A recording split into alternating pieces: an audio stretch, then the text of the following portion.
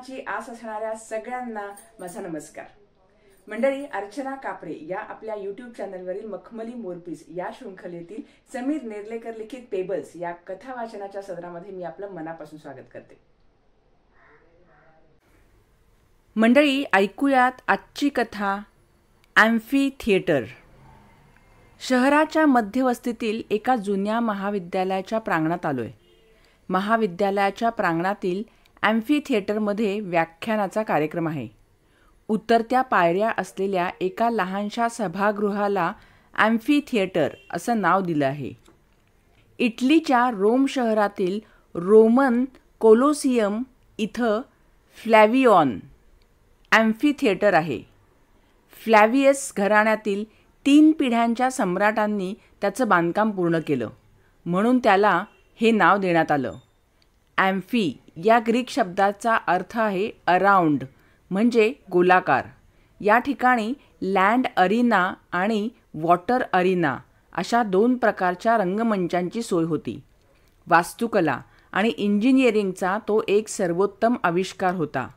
80,000 प्रेक्षक एका वेळी मावतील असं भव्य वर्तुळाकार सभागृह म्हणजेच ॲम्फी थिएटर. या थिएटरचं आणखी एक वैशिष्ट्य असं की सपाट जमिनीच्या रंगमंचात लाखो लिटर पाणी भरून काही क्षणातच तिथं जलयुक्त रंगमंच उभारता येत असे. त्याच पाण्यात कृत्रिम लाटा निर्माण करण्याची सोय होती आणि जमिनीखालच्या पिंजऱ्यामध्ये बंदिस्त करून ठेवलेल्या मगरी आणि इतर जलचर प्राणी पाण्यात सोडले जायचे. या रंगमंचावर गुलामांचा वापर करून ग्लॅडिएटर झुंज आणि जलयुद्धाचे खेळ खेळले जायचे. माणसांशी झुंज, हिंस्त्र मगरींची माणसांशी झुंज असेही खेळ त्यात होते.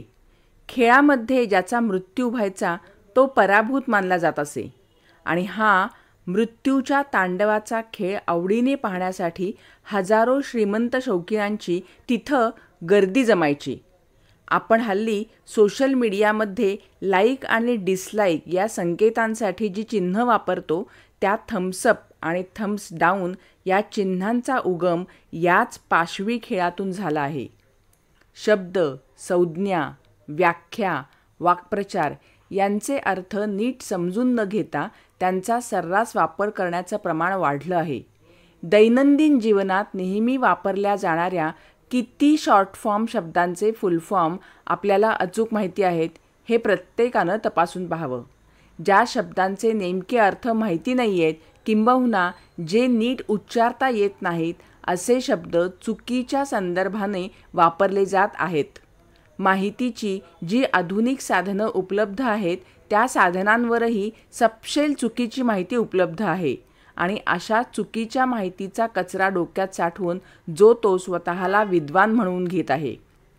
एखाद्या शब्दाच्या मुळाशी जाऊन त्याचा आशय जाणून घेण्याचा प्रयत्न फार कमी लोक करतात आणि अशा मूलभूत गोष्टींवर सामूहिक चर्चा तर फारच दुर्मिळ.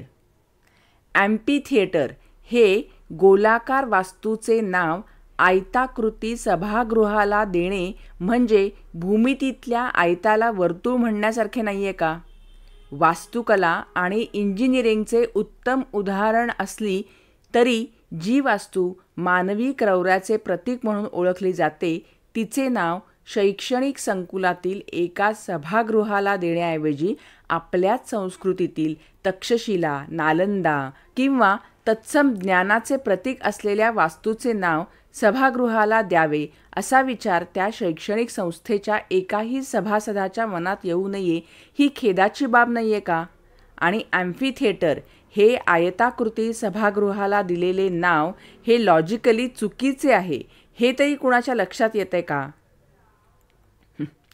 व्यासपीठावरील तथाकथित विद्वान वक्त्यांनी अर्धवट माहितीच्या आधारे तोडलेल्या अकलेच्या ताऱ्यांमुळे आपली बुद्धी भ्रष्ट व्हायला नको म्हणून मी बाहेर येऊन उभा राहिलो आहे. तथाकथित ॲम्फी थिएटरच्या बाहेर. मंडळी, आजचा हा जर व्हिडिओ तुम्हाला आवडला असेल तर याला लाईक करा. तुम्ही तुमचे मित्रमंडळी, आप्तस्वकीय, नातेवाईक या सगळ्यांना हा व्हिडिओ नक्की शेअर कराल अशी माझी खात्री आहे. आणि आतापर्यंत अर्चना कापरे या आपल्या युट्यूब चॅनलला जर तुम्ही सबस्क्राईब केलं नसेल तर लगेच सबस्क्राईब करा. पुन्हा भेटूयात पुढच्या मंगळवारी. तोपर्यंत विद्यार्थी बनून जिज्ञासेने आजूबाजूच्या वातावरणातून टिपत राहा आणि शिकत राहा. धन्यवाद.